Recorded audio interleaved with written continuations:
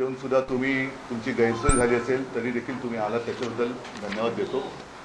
दोन विषयांसाठी मी आज जरा थोडंसं घाईघाईने तुम्हाला बोलवलं, कारण एकूण राज्यामध्ये आपण बघाल तर निवडणुकांचं वातावरण आहे.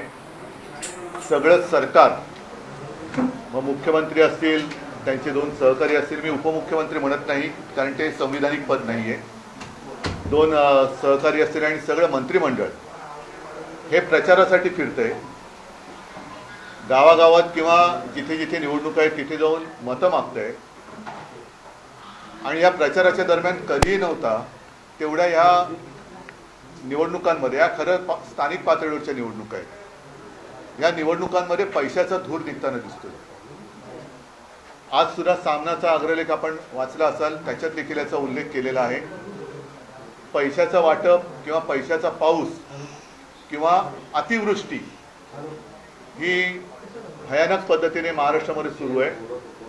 आणि एक प्रकारचा सत्तेचा माज, सत्तेचा दर्प या सर्व राज्यकर्त्यांच्या वक्तव्यातून आणि त्यांच्या वागणुकीतून महाराष्ट्र पाहतो आहे.